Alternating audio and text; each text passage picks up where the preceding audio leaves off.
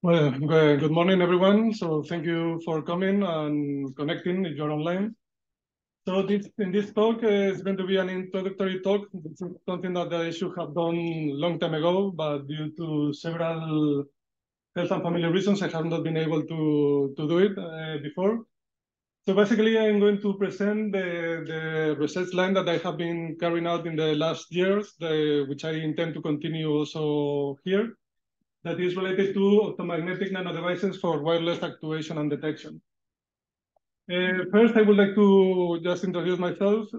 So I did the PhD in the Microelectronics Institute of Madrid between 2001 and 2005. Then I went for postdoc in Chalmers in Sweden for a couple of years. And then in 2008, I started in the ICN2, where I got the Ramon y Cajal grant. And then the position of the CSIC in 2012. In 2021 is when I officially moved to the CNM, and in these years I have been in a very slow transition from the ICN2 to here, because I still have most of the projects and the students over there, so I still spend more time there than here. Regarding the main topics during my scientific career, during the PhD, I was mainly working initially with integrated optic biosensors. I was participating in the design and then characterization of the first silicon nitride biosensor that in collaboration with Carlos Dominguez and Andrew Llovera. I also was working with the first magnetoplasmonic biosensors. And in the postdoc is when I started to work with the nanoplasmonics and also in biosensing. And when I went to the ICN2, I continued with these three research lines.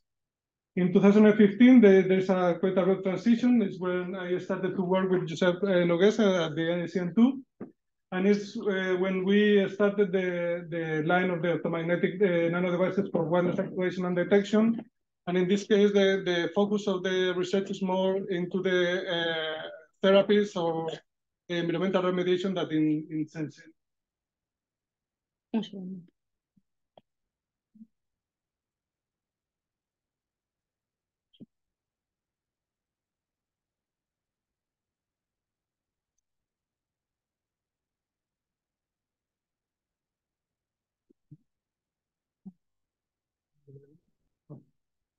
So basically, in this research line, where our intention is to develop micro nanodevices, which can be actuated with light or magnetic field, to generate an actuation and to try to detect this actuation remotely. So with that, we want to control the RAG release or to generate local photoelectrocatalytic reactions. We want to generate local heating, and also if it is possible to detect the local temperature changes, induced mechanical deformations or movement, or generate local electrical stimuli, and also to detect the voltage changes remotely. In all these lines, we are working in a nanofabrication that is based in colloidal nanolithography, because it is very cost effective, and you can pattern large areas with in the welfare scale. So, regarding the applications. Perdón, Borja, que no estamos compartiendo bien. Vamos a darle otra vez. Ahora. Okay. So regarding the applications, initially this line has been focused in health to enhance the drug delivery control and to amplify the therapeutic effects, and also for wireless cell electrostimulation, but also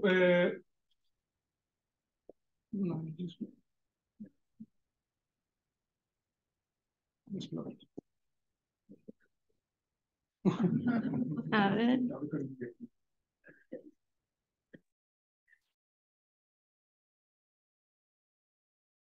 Externación.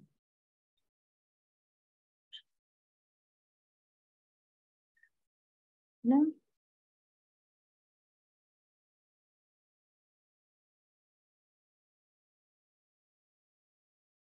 ¿Se está compartiendo ahí?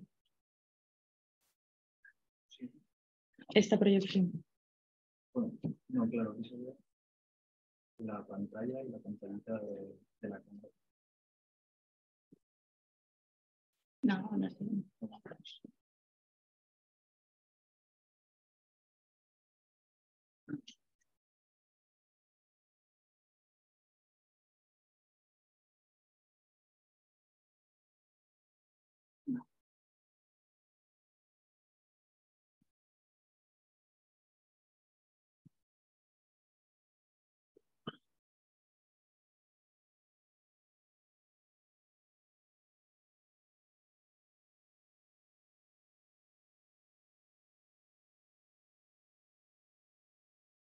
¿Se ve esto?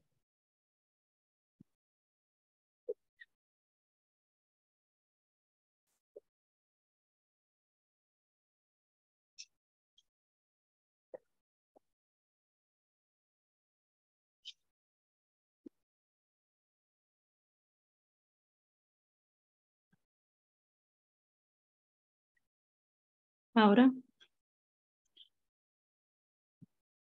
Sí, Vale. a ver si. Vale, pues sí, perdón. So sorry for the technical problems. So as I was saying, this research line of opto-magnetic nanodevices, it has been initially focused in health to enhance the drug delivery and amplify the therapeutic effects and to get wireless electrostimulation. But also we are focused on in the environment field for the degradation of organic pollutants and in the development of thermal reactors for the synthesis of high-value green chemicals. Also, we have some projects that are a bit more industrially oriented for the development of an opto-magnetic air disinfection system or magnetothermal reactors for the generation of hydrogen and an electrospray ion thruster for nanosatellite propulsion. So well, I'm not alone in this opto-magnetic trip. So we initially we started this line with Josep Noguez and Alejandro Gomez, which is expert in chemical synthesis. Soon later, also joined María José Esplandiu, which is expert in electrochemistry and micronanometers. When we had our technology a bit more mature, we started the collaboration with Carmen Noguez for in vitro assays and with Ofra Beni in the Institute of Drug Research of Jerusalem for the in vivo therapies. Also in parallel, we collaborated with Mar and Jaume, both in the part of the mechanochromics and for micro nanofabrication and cell stimulation. And more recently, also we are collaborating with Matilde Jonat and Ana Duarri from BIR for the biomedical applications and with Albert Serra in the UV for the environmental applications. So our philosophy is open collaborative science, so we share ideas and resources, which includes equipment and PhDs. So we have opto-magnetic devices spread in very different labs. So that makes us to be more efficiency and also that we need lower budgets to do the research. So in this talk, first, I'm going to give a very brief introduction on the colloidal lithography, which is the technique that we use for nanopatterning. And then using this colloidal lithography, I will present some opto-magnetic nano devices, for example, the magnetoplasmonic nanocapsules, for solid tumor therapies or other biomedical applications, then reactive magnetoplasmonic structures, and opto-magnetic nanoheaters thermometers, and some systems based on photoelectrochemical devices to get either self-propulsion and photoelectroluminescence reactions, and also for pollutant degradation and cell stimulation.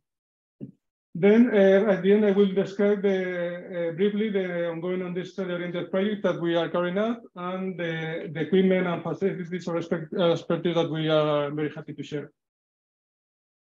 So what is the colloidal lithography? The colloidal lithography is a merge between bottom-up and top-down nanofabrication techniques because it is using colloids that are chemically synthesized and then are self-assembled on surface and is combined with typical top-down fabrication techniques like reactive ion etching or physical vapor deposition.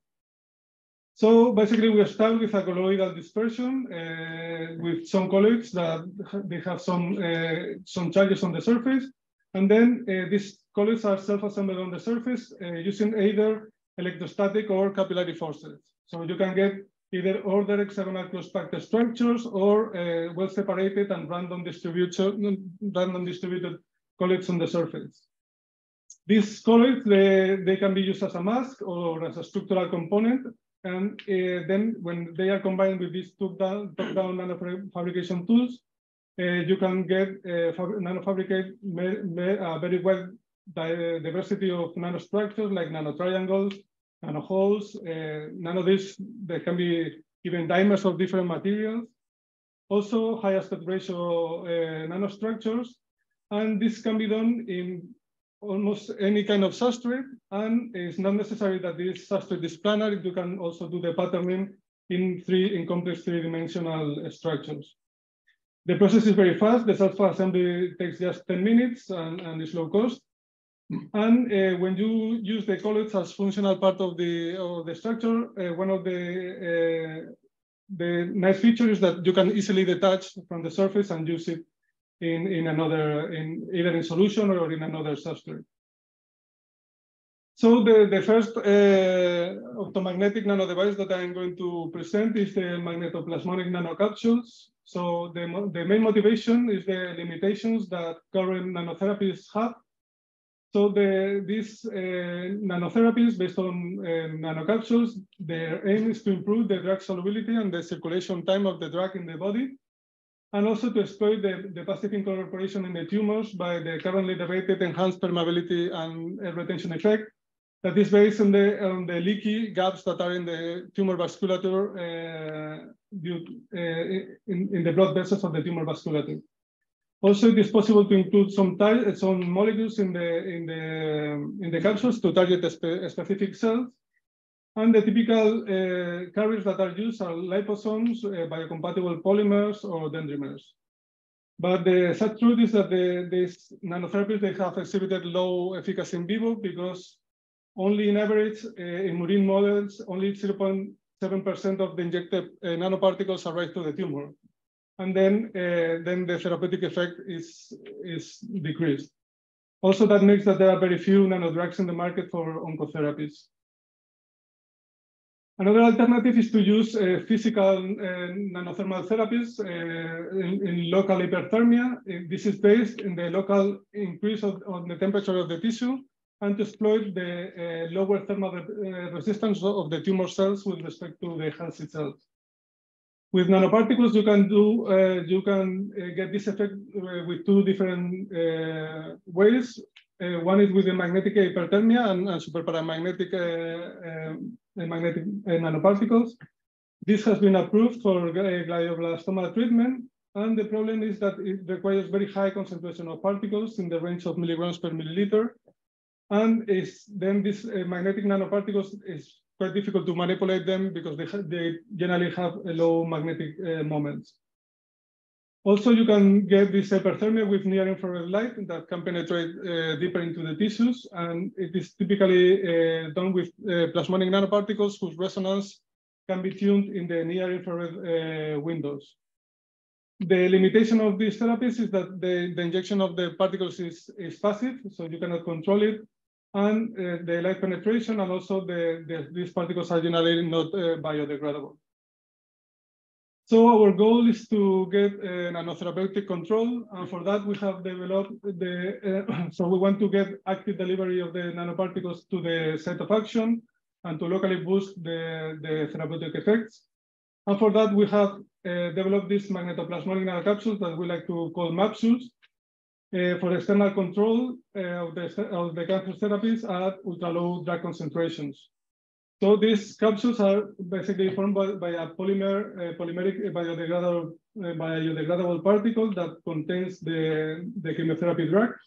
And this capsule is half coated with a metallic iron layer, which is used for both the magnetic actuation and broadband optical absorption to generate the near infrared photothermia.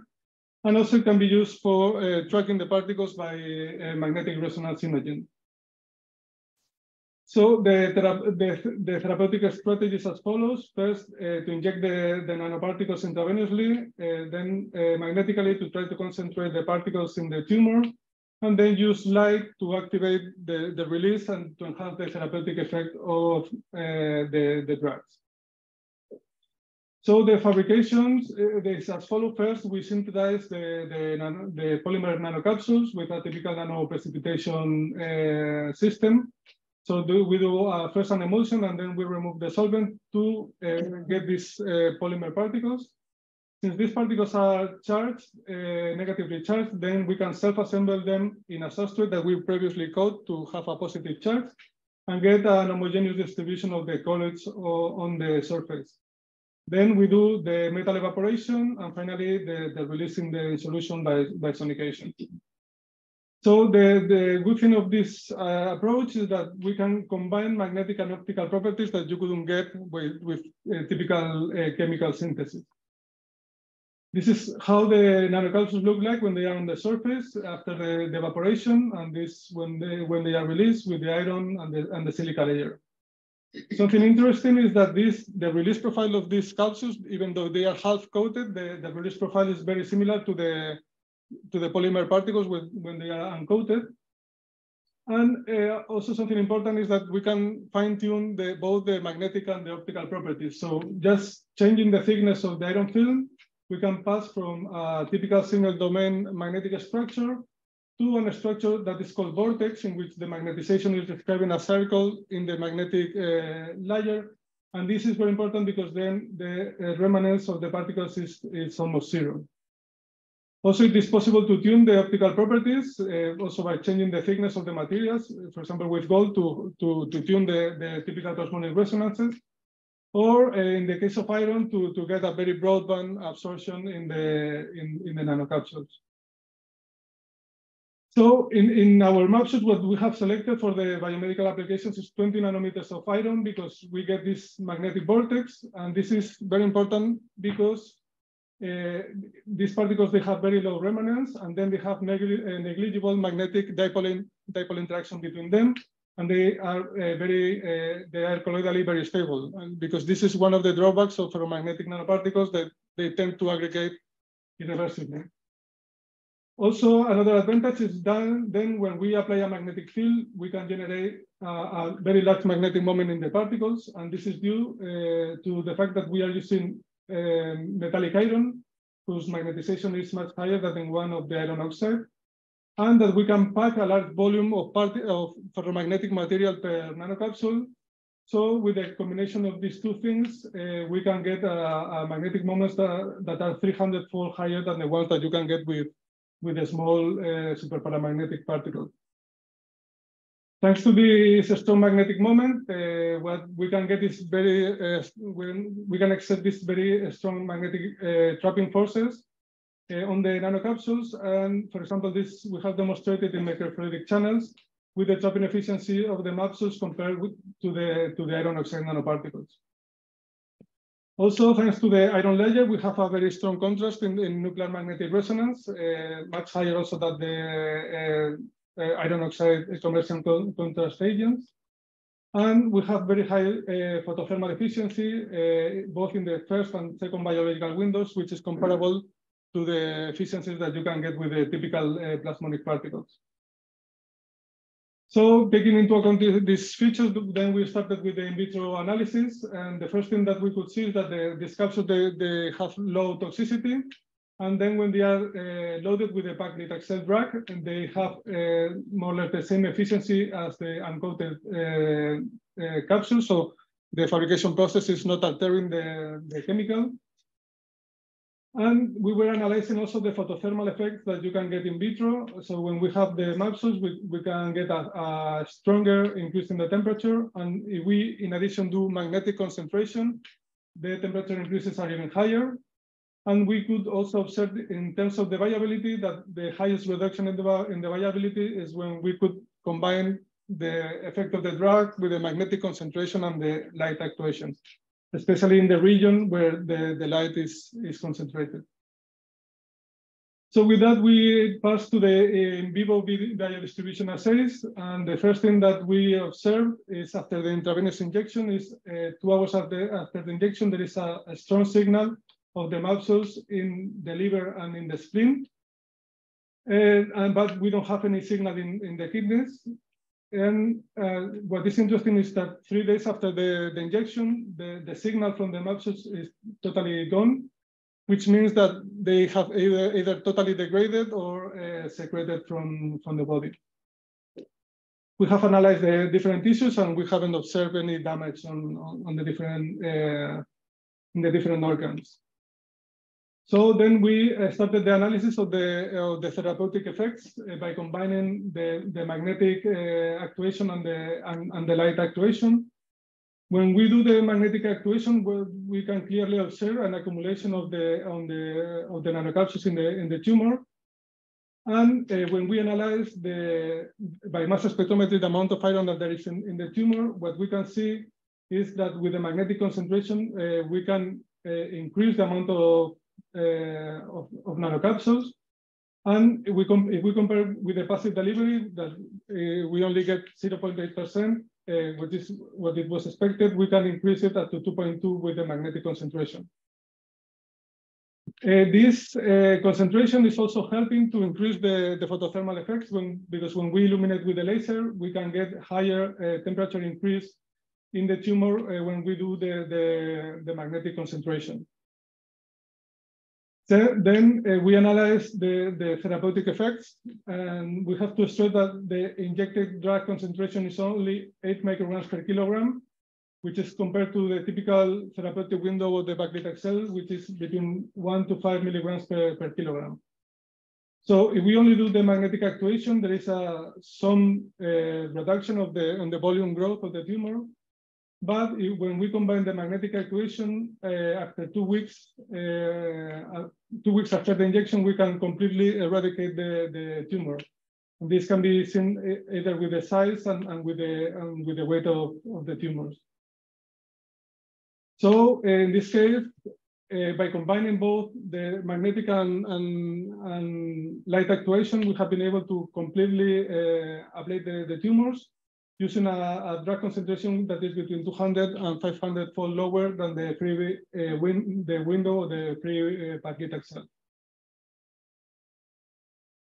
So then, in addition to the applications for cancer, these magnetoplasmonic nanocapsules, they can also have other biomedical applications. For example, when there's iron, and you can get this application by combining different metals and different drugs. In the case of the iron, we have exploited also this to magnetically control spheroids, cell spheroids. In the case of gold-coated nanoparticles unloaded with indocyanine green, that is a photodynamic agent to combine both photothermal and photodynamic therapy, or in the case with copper and an antibiotic to enhance the antibiotic effects. So in the case of the spheroids, what we do is to culture the cells with the particles, and then with the magnet, we are able to form the spheroids. And what we can first see is that the formation of the spheroid is much faster when we do the magnetic concentration. And then once the spheroid is formed, we can manipulate it magnetically. And we have used that to test the effect of the drugs in the spheroids because they have more relevant result than when you do the cultures in 2 dimensions.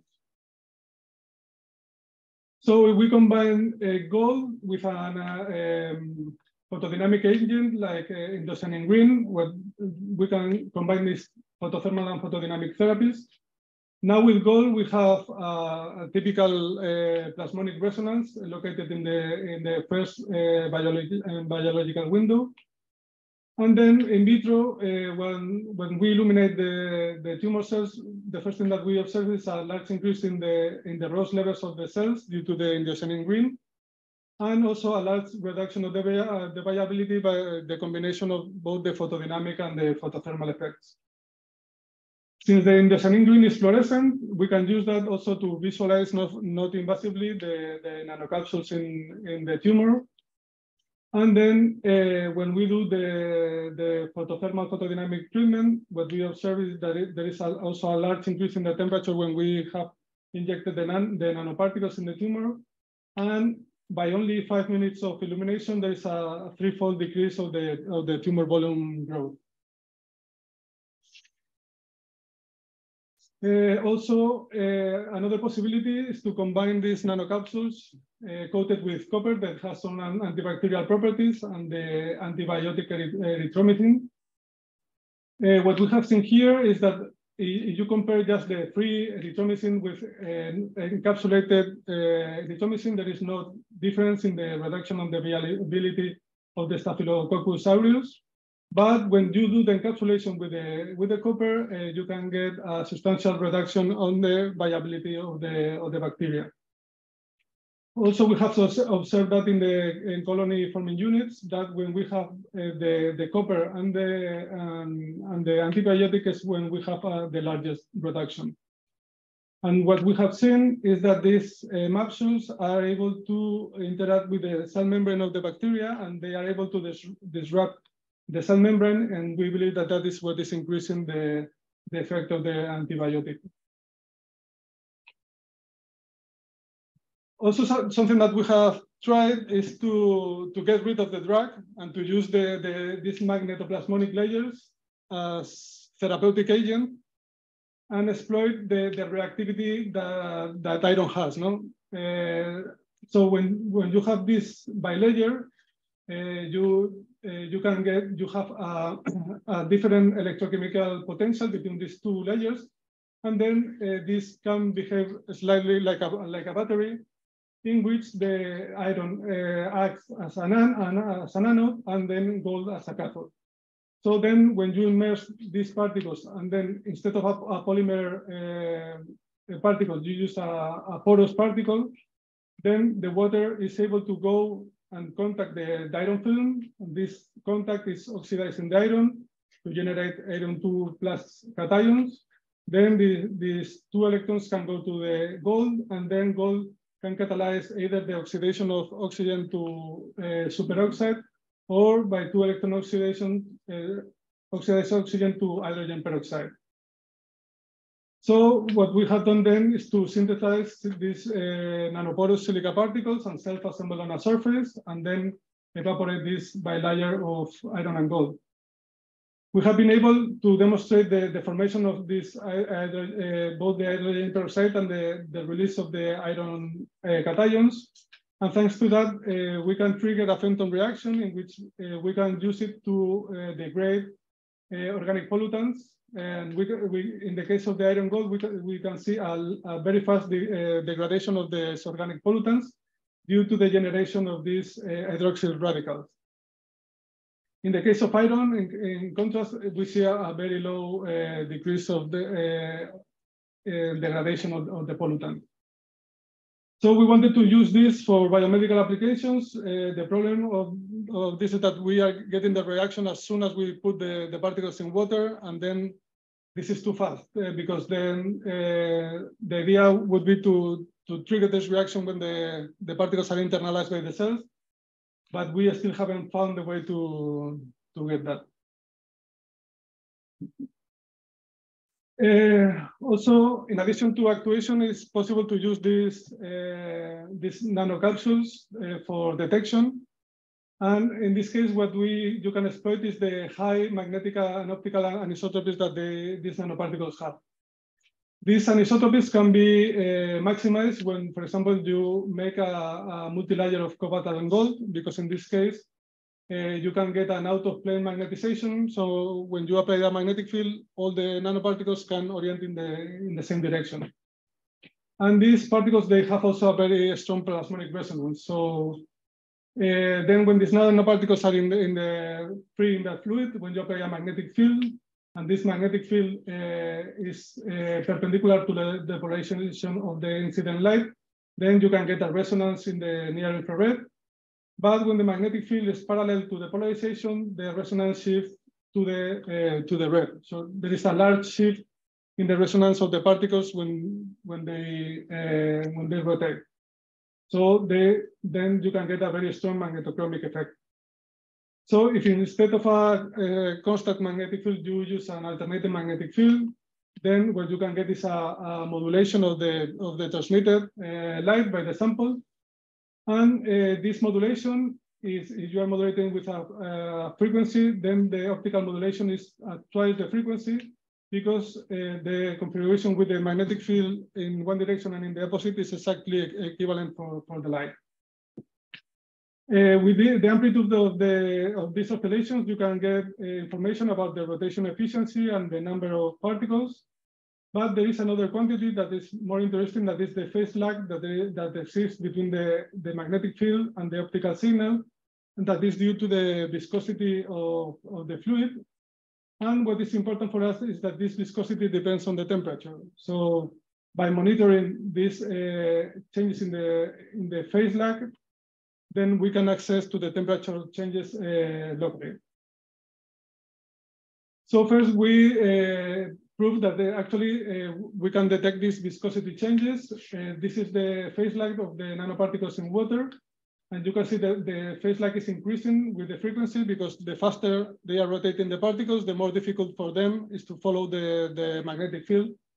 So when you reach 1.5 kilohertz, the particles, they are not able to follow anymore the magnetic field. And when you increase the viscosity of the fluid, what you can see is an increase on the phase lag of the signal. Then what you can use is to use a fixed frequency, and then to monitor in real time the viscosity changes around the particles. And with that, we can get a limit of detection of 10 to the minus 3 millipascal per second. Considering this low detection limit, what we can do is to try to detect the viscosity changes that are induced by the same laser that you are using for the detection. So when the power of the laser is increased, then the temperature of the solution increases, and what we observe is a decrease in the phase lag of the particles. So then the same, using a fixed frequency, what we can monitor in real time is these phase changes. And if you compare it with the temperature changes that you can detect with an infrared camera, the phase variations are following the same trend, but in the opposite direction, because what you get is a reduction on the viscosity. And with this, we can detect the temperature changes with a resolution of 0.05 degrees. Also, what is enabling is that to detect the local temperature changes in specifically in small regions by focusing the light. And in this case, what we have done is to focus the light in a small spot and to modulate the laser power. And then we can detect, thanks to the phase changes, the fast temperature changes in the nanoparticles in the focus. But we cannot detect anything with the near-infrared camera, because in this case, what we see is the temperature changes inside of the liquid. So this concept is enabling to combine both heating and thermometry with the same capsules. It's much simpler than the case of the luminescent nanothermometry, and you can, with the same beam that you are using for heating, you can do the detection. Okay, so now in this second block of the talk, what I'm going to focus is in the opto-magnetic actuation to generate controlled electrical and electrochemical stimuli. So the motivation is to achieve the localized wireless actuation also in complex and media that has low accessibility, to control the actuation strength, also via wireless detection. And in the case of the environmental applications, our aim is to reduce the energy consumption, to try to use white light and near-infrared light instead of UV, and to simplify the devices since we don't need any contact. For the biomedical applications also, our goal is to use near intensity of near-infrared light, so that it will be safe for the body and with high penetration, and low and moderate magnetic fields that also have nearly unlimited penetration in the tissues. So the first thing that we started it was to analyze some photoelectrochemical cells to generate self-propulsion with Marejos Esplandiu. So we were studying the fluid flow in pumps and the self-propulsion in swimmers in systems that are formed by metal in contact with silicon. And in this case, what you can get is when you have a fuel like hydrogen peroxide and light, you can get a reduction of the hydrogen peroxide in the platinum and oxidation on the silicon. This generates some electric fields in the interface, and this induces a fluid flow that, in the case of positive particles, is attaching the particles to the platinum discs if they are positive, and if they are negative, what you get is a repulsion of the particles from the discs. And this is due to both the electric fields and the fluid flow. So we wanted to generate the same effect, but in swimmers. And for that, we were making some silicon nanowires by combining colloidal lithography and metal-assisted chemical etching to give these silicon platinum nanowires. And in this case, what we could see is that we could get a strong propulsion in the presence of hydrogen peroxide, but this was independent of the light. And what we could see that the interface between the platinum and the silicon was important, because when we did it with iron oxide, the speed of the motors it was much lower. To gain control on this structure, what we have been working is some microdiodes that they have a p-n junction, and in this case we only use water as fuel. And then what we observe is the following. Sorry.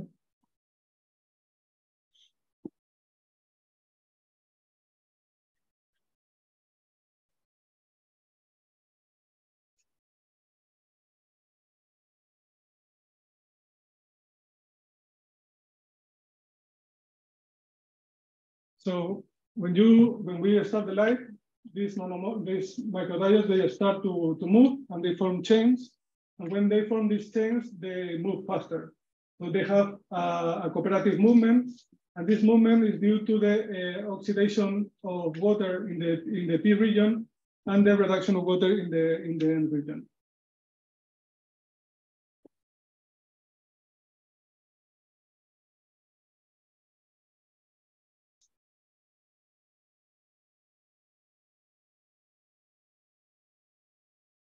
So the capacity to make these electrochemical reactions in different places, we have exploited also to generate wireless photoelectrochemiluminescence to convert near-infrared light into blue light. In this case, what we use is also a p-n junction, and what we do is to make a nanostructuring of the P region with two purposes. First, to enhance the absorption of the near-infrared light by the diode, by the excitation of some hybrid plasmonic dielectric resonances, and also to favor the transfer of the photogenerated holes to the metal to generate locally the electrochemical reactions. And in the back, in the N region, what we get is a platinum layer to trigger the reduction of the hydrogen peroxide. So in this configuration, and without applying any bias voltage or any contact, what we can get is that with illumination with the near-infrared light, we can observe a bright emission or blue emission. And this emission is very stable on time and can be seen with naked eyes. And when we reduce the density of nanostructures in the surface, what we can see is that the emission is exactly happening in the tip of the nanostructures. So for us, this is quite important because it enables us to visualize directly without any contact where the voltage difference are induced.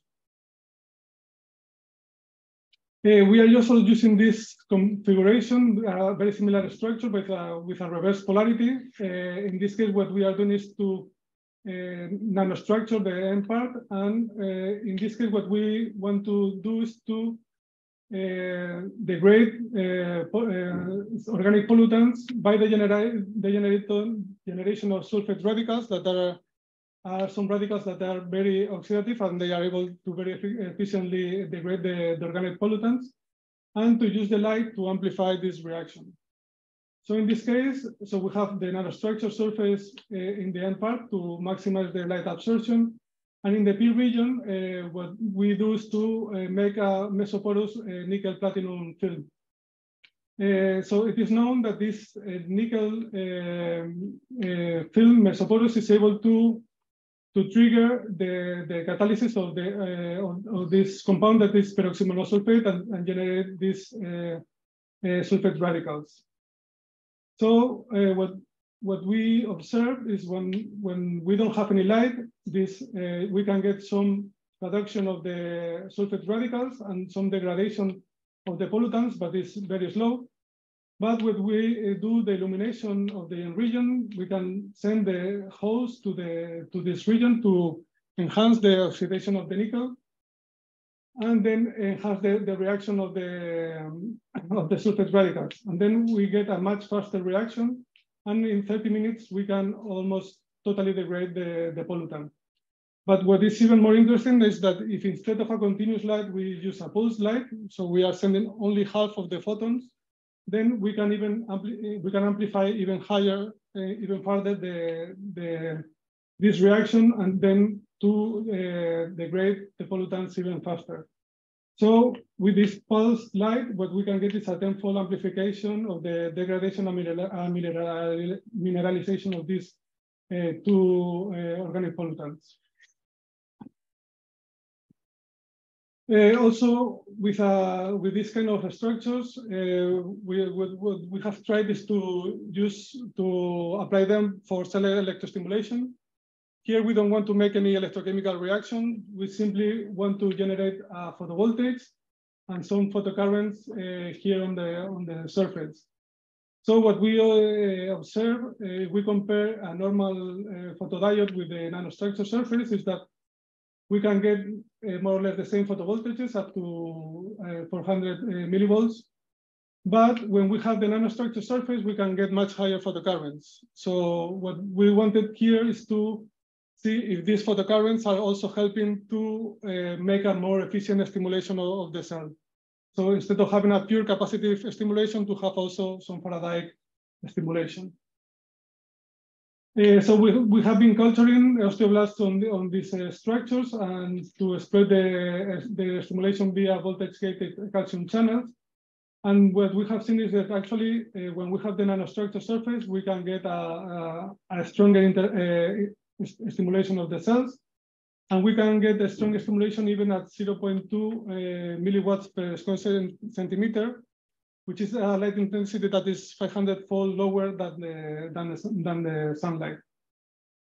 Also, what we have seen is that we observe an enhanced proliferation and differentiation of these bone cells and the secretion of hydroxyapatite. So with the same aim of this to get local cell stimulation, we have been also working in magnetoelectric materials, also combined with colloidal lithography. And in this case, what we are combining is, we are developing as artificial multiferroics, which are composed of the barium titanate that is ferroelectric and galphenol iron gallium, which is magnetostrictive. So with this combination, when we apply a magnetic field, we generate a strain in the magnetic layer that is transferred to the piezoelectric layer to enhance a voltage change.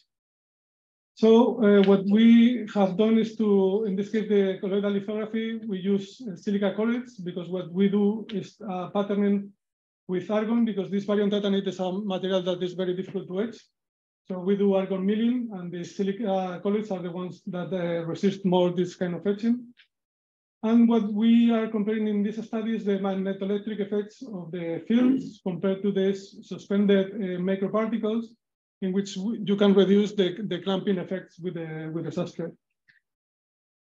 What we see, if we compare the film with the suspended disc, is that the magnetoelectric well, first, the piezoelectric effect is very different. So the coercitivity, the ferroelectric coercitivity is much lower when we have the film than when we have the suspended particles. And also the magnetoelectric coupling is very weak in the case of the film. And in contrast, in the case of the suspended particles, there is a very strong magnetoelectric coupling between these two materials. So we think this coupling is both to the change of the magnetization properties of the disc, and also the release of the stress on the barium titanate when it is not in contact to the silicon. So with this, we can get a magnetoelectric coefficients that are 5-fold higher than in the case of the film. And now we are studying the magnetoelectric effects on bone cells. Another material that is quite interesting, in which we are working, is the molybdenum disulfide, because this material is a semiconductor that it has a very low, a low bandgap. So you can excite it also with visible and near infrared light. It has a very high photon absorption and high surface area. And also, well, this molybdenum disulfide to have high photocatalytic effects, also it is necessary to combine it with other materials. And in our case, we have combined it with copper. So in this case, what we have done is to grow this molybdenum disulfide on the mesoporous silica particles. And then once they are self-assembled, then we do electron beam evaporation to deposit the very thin copper film. So with this, we have used it also for the removal of organic pollutants like the tetracycline and anatoxin A. And when we add the copper, we see a much higher efficiency on the photocatalysis of the molybdenum disulfide. And also we can see that they are also performing much better in the case of the anatoxin A that is more difficult to degrade. We have also analyzing if you can use this with this structure for biomedical applications as for photodynamic agent in the near infrared. And then we do illumination of the molybdenum disulfide structures when they are far from the culture cells, separated 100 microns. And I don't know why it's not seen here. But what we see is that actually when we illuminate, when the near infrared light with an intensity that is 10 times lower than the one that we use with the photothermal treatments, we can completely kill the culture cells. So our aim is to test also these structures for in vivo for cancer treatments, combining both the photothermal and photodynamic therapies. Okay, so in this last part of the presentation, I will just briefly mention show the research lines that are more industrially oriented.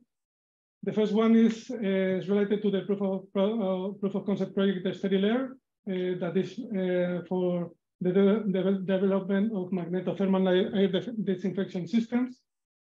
In this case, what we are using is a ferromagnetic microporous filter that is fabricated by the company AMES. So we do a modification of the filters to make them ferromagnetic. And then we use electromagnetic heating, induction heating, wireless heating, to heat the air that is passing through, and then exploit the increase in the temperature and the pressure that is happening in the porous structure to deactivate thermally the pathogens. So with this combination, in the prototype that we have developed, we can get temperatures in the filter around 180 degrees when we have a strong flow of 20 liters per minute, and with a power consumption of only 9 watts. And in the next weeks, well, we expect that in June and July, we are going to do some tests with activated virus to see the decrease of the viability of the virus. For that, we have made a nebulizing chamber and then a collection chamber in which we will collect the virus that are going through the filter to analyze later the viability. So this we have to do it in a biocontingency room in a level 3 laboratory that is in the hospital in Badalona. Also exploiting this technology of photothermal magnetothermal heating, we have just applied for a project in the industrial ministry to make photocatalytic reactors for the generation of hydrogen. In this case, we are also going to use these microporous structures, but of different materials, also for magnetic.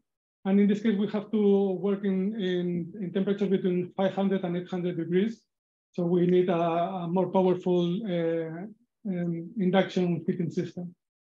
And this project we have applied with 3 companies, AMES, Equilab, and AESA. In the other proof of concept project, map scale, our aim is to scale up the production of these capsules. For that, what we are developing is a roll-to-roll and combined with a sputtering system, in which in the roll-to-roll we will do both the self-assembly of the particles, and then once the particles are assembled in the plastic film, then we will we are developing a sputtering system to be able to deposit 2 different metals in the film, and to have this half shell on the nanocapsules. Also, in this project, we want to demonstrate the therapeutic efficiency of the capsules with another new chemotherapy drugs that they have been developing in the Vallebrón Hospital for head and neck cancers. And also in this transition, ecological and digital transition project, our game is to develop some thermocatalytic reactors for the synthesis of the green chemical valerolactone from biomass. And we are interested in this chemical because it's a green chemical that is biodegradable and biocompatible, and it can be used as general solvent for the pharma industry and also as precursor for the synthetic fuels. And in this case, what we are developing is also a reactor that is heated either with sunlight or with magnetic induction. So our aim is to heat only the catalyst inside of the reaction chamber, so to reduce the amount of energy that we need for the reaction, and then to generate this chemical. In the second part of this project, the objective is to make this solar concentrator to demonstrate the reactions with the sunlight, assisted also with the magnetic fields. And just to finalize, I just wanted to present our collaboration with the company Yenai. This has nothing to do with light or magnetic fields, but it's very related to the nanofabrication with colloidal lithography. So in this project, Yenai, what is developing is thrusters for pico and nanosatellites. And the reason of that is because now the pico nanosatellites, they don't have any propulsion mean. So that means that the dragging force of the atmosphere is making them to fall to Earth in a time frame of 1 to 2 years, and they also don't have any capacity to orientate the satellites. So what they are developing is a propulsion system to both extend the lifetime and provide orientational control on the nanosatellites. So this propulsion system is based on ionic emission with an array of microstructure tips that are made of silicon. And they are in a configuration that is called externally wetted emitter, in which the propellant that is in a deposit, it has to go from in the surface to the tip of the tips to be emitted here in the shape of ions. So to get this flow of the propellant up to the tip, what we are doing is to exploit the capillary forces. And for that, we have to nanostructure the surface of these tips. So this is what we have been doing in the industrial project with Yenai and also in industrial PhD. That is the controlling the self-assembly on the colloids on these three-dimensional complex structures, and then to optimize the etching conditions to fine-tune both the density and the height of the nanostructures in the tips to get an optimal flow of the ionic liquids to the tip of the emitters.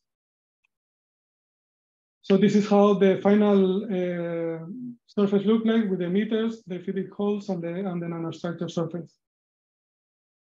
So the first prototype was launched in November. That was a prototype that it was not totally fully operative, but now we expect during this year at the end of the year, maybe to make the second mission and to launch the second prototype. So as a next steps, in the case of the nanocapsules, so we want to scale up the fabrication. We want to combine also the effect of the capsules with magnetomechanical and immunotherapies. We want to extend this nanothermometry to demonstrate the intracellular and intratissue nanothermometry. With MAR, we want to develop magnetoptomechanical stimulators and also detectors for biomedical applications. And also in collaboration with JAMA, fabricate injectable and implantable micro-nanophotodiode cells for in vivo stimulation of 3D brain and retinal organoids, and also in applications of degenerative retinal disease. We want also to work in the integration of this molybdenum disulfide with silicon microdiodes for both environmental and biomedical applications.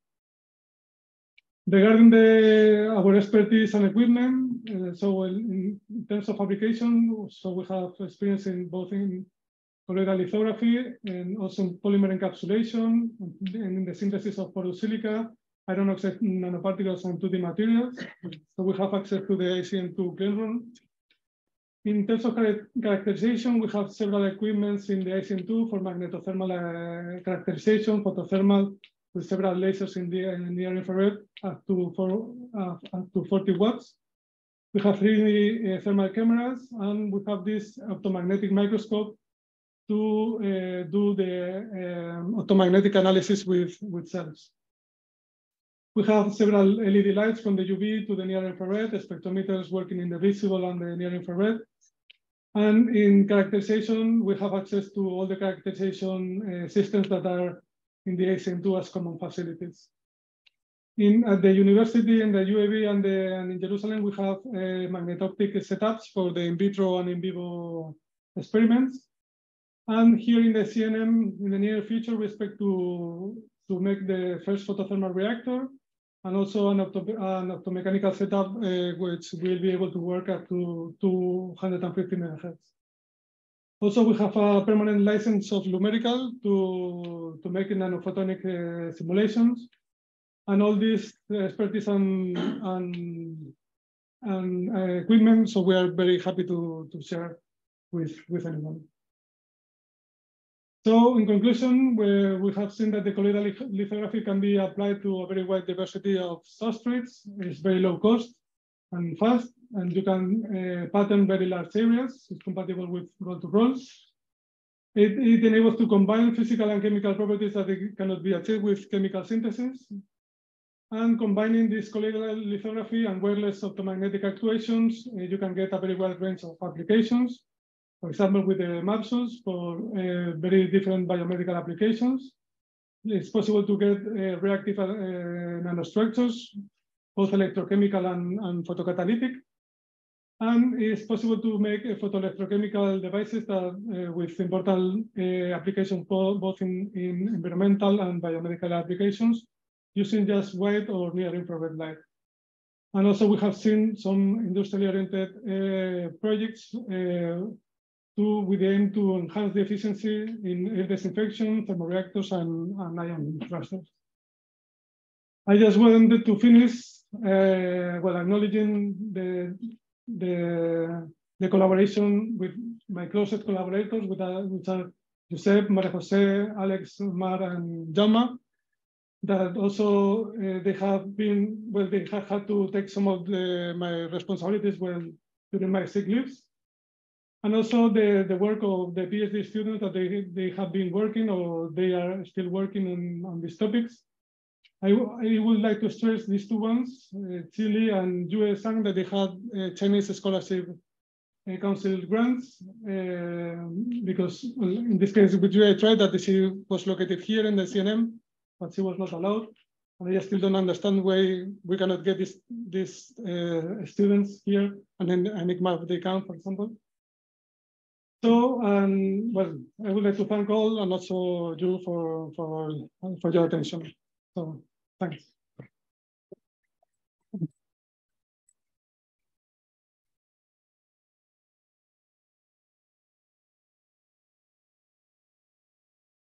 Any question? Well, I have a question. First of all, thank you very much for so interesting talk. I like a lot of topics. I have a question regarding the nanocapsule. You showed at the beginning the incredible in vivo test with superficial tumor that you get eradicate completely the tumor. I wonder if I understood well at the end. I wonder if you are planning to go to clinical step with Valebron. You put that you are planning with Cornet. Yes, so with Valebron, what we are going to do is to encapsulate some drugs that they have developed. And the problem of these drugs is that they have very low solubility in water. So what we want to do is to encapsulate them to increase the viability of the drug for the cells, and then also to coat them with the iron to enhance the effect, and to demonstrate that these kind of structures are also viable to other kind of tumors and with other drugs. No? In order to go to clinical, I think we have to first demonstrate that we are able to scale up the fabrication of the nanocapsules, because it is not a standard process for the pharma industry. And this is what we want to do with this proof of concept project, with this roll-to-roll system, to be able to deposit the nanocapsules and to metallize them in large areas to have grams of the nanocapsules. I imagine that the limitation of the type of tumor that we can target is the range for the photothermal effect. Yes. Yes. Centimeter mass. Yes. So the thing is that you can also use, instead of illuminating directly with a laser, also you can use optical fibers as minimally invasive system to get deeper into the tumors. So it is possible also to go to deeper tissues. Okay. But also you can for neck, it's clear. Yeah, in the case of neck, you have higher accessibility. And in the brain case? In the brain, I think it will be harder unless you also do it with a fiber. So externally through the skull, it's difficult to get enough light to get the photothermal effect. And did you think of if, for example, for intraoperative surgeries, you can also use this kind of therapy? Because right now they are using, for example, electron accelerator to try to remove the remnant cells once that you take the tumor aside. Could you do? Yes, this kind of you could inject in the resections of the tumor to avoid the growth. But for that, you don't really need any magnetic actuation because you are depositing them while you are doing the surgery. No? But you can, in that case, what you can do is to the light activation to enhance the therapeutic effect. Also, well, in the case of instead of iron, well, in the case of iron, you can also maybe exploit with radiation to locally enhance the effect of the radiation. That is better with gold, but with iron that it has quite high atomic constant, then I think you could get also quite high absorption. I have one general question is about the colloidal lithography, that it seems quite useful and can be applied at a different process. In general, at CNM, when one technology is accessible to everybody, they try to put a capa in the back. Do you think it will be possible to have a capa for this colloidal, or will be only? Well, I think it would be very useful.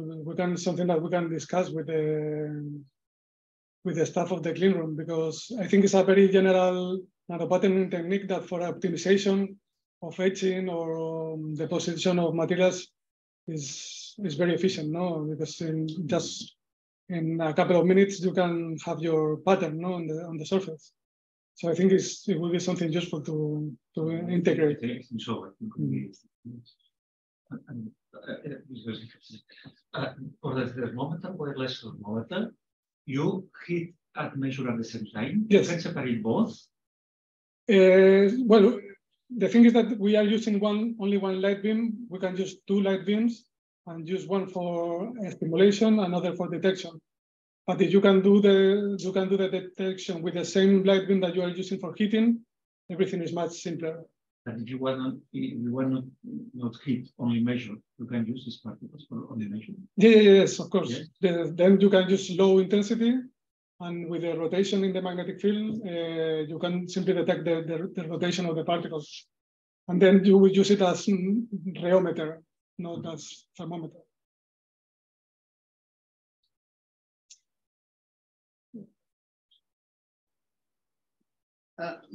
Well, sorry if you think the question is naive.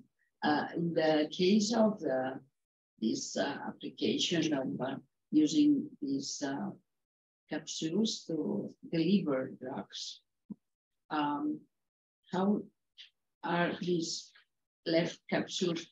How do you remove the capsules from the body? So the thing is that due to the composition, that is only a biodegradable polymer, Yeah. that is hydrolyzed in water, well, in liquid, and the iron also it degrades very fast when it's in contact to biological fluids. So what we see is that there is a fast degradation just in a few days of both the polymer and the metal layer. So what is the leftover maybe is also the silica layer that we use for protection, but also that silica can be degraded with the time. So basically, at the end, you get ions or small chains of polymer that are secreted through the liver, through the liver to the stool.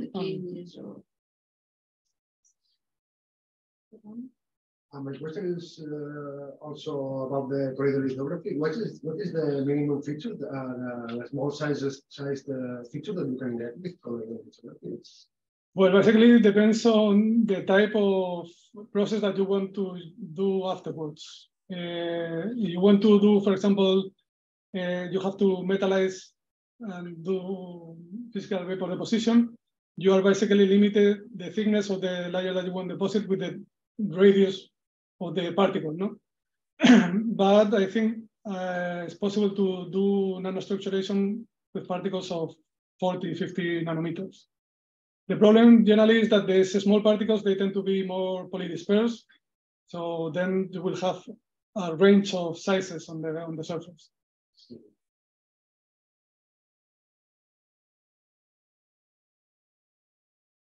Okay. Anything else you want to add, Borja? No. Okay. So thank you everyone for coming. Thank you, Borja, for the presentation, and we will be here next week. Okay.